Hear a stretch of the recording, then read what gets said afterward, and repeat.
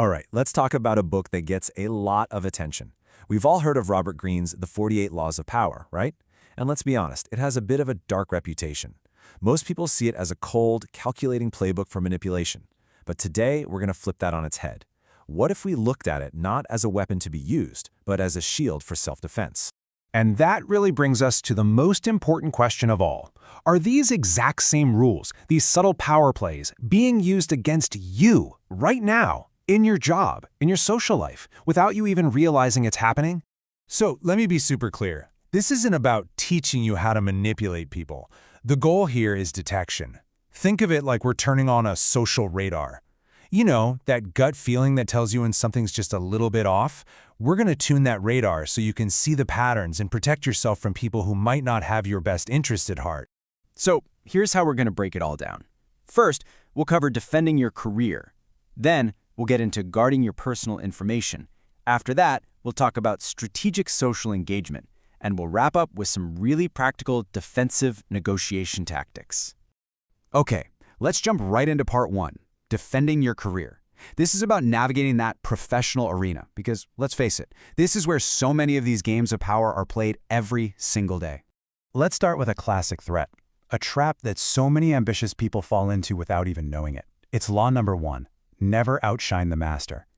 Now, you'd think that doing your absolute best work is always the smart move, but it can backfire in a huge way. So, why is this so dangerous? Well, think about the psychology here. When you make your boss, or any superior, look less impressive than you, you're not earning their praise. You're poking at their deepest insecurities. This is how you create silent enemies, and it puts you at serious risk of being pushed aside for someone they see as, well, less of a threat. So what's the defense? It's actually really simple, but it's incredibly powerful. You have to implement your great ideas in a way that makes your superiors look smart. Let them take some of the credit publicly, because when they succeed, you succeed. And more importantly, you stay on their team as a trusted ally, not as a rival they need to get rid of. And this next threat is kind of related and just as counterintuitive. It's Law 46, never appear too perfect. Yeah, you heard me right. Being too good at your job can actually be a huge liability. And why is that a threat? It comes down to one of the ugliest human emotions out there, envy. Envy is like a poison.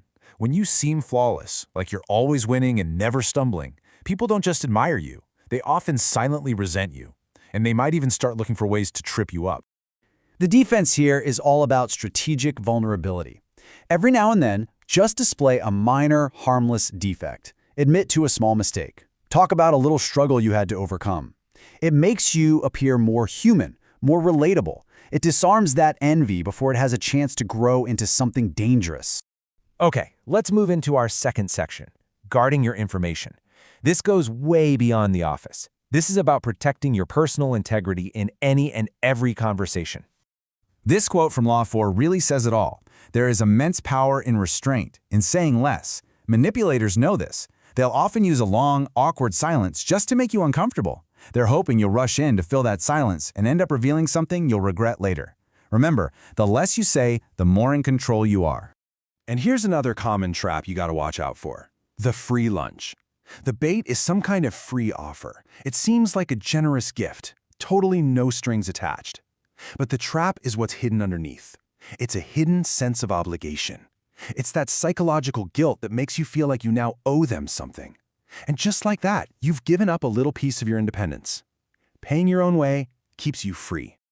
All right, on to part 3, strategic social engagement.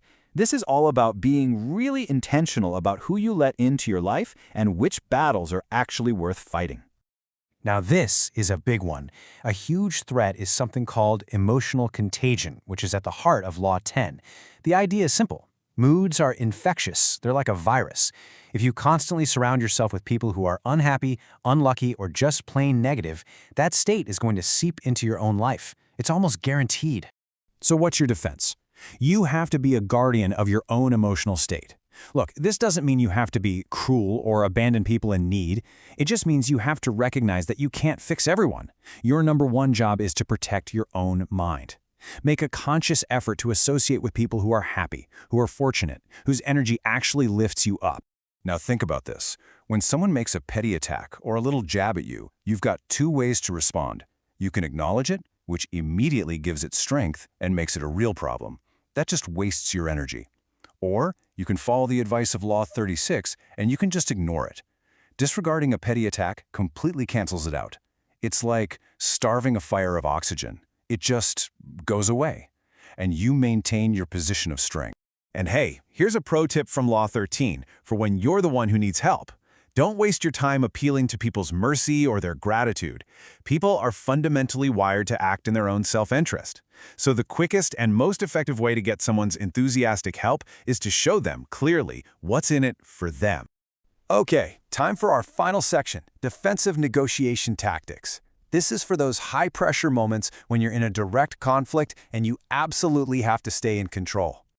I absolutely love this technique. I call it negotiation jujitsu. When someone comes at you with a personal attack, your first instinct is to push back hard. Don't.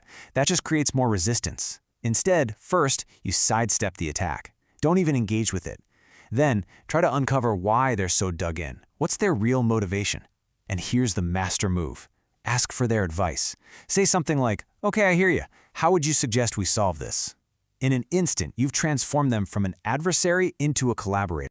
But you know what? There's an even simpler and more powerful defense. It's your ultimate weapon. Just name the tactic. If you sense someone is trying to use a manipulative trick on you, like, say, the old good cop, bad cop routine, just calmly point it out, saying, okay, I see. It looks like we're doing the good cop, bad cop thing here. Completely neutralizes the tactic. It's like turning on the lights. The trick just doesn't work anymore. So, let's bring this all home. What's the real takeaway here?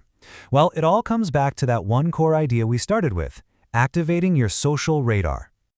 By understanding these laws, not as a manual for you to use, but as a spotter's guide for what others might be doing, your radar is now officially on.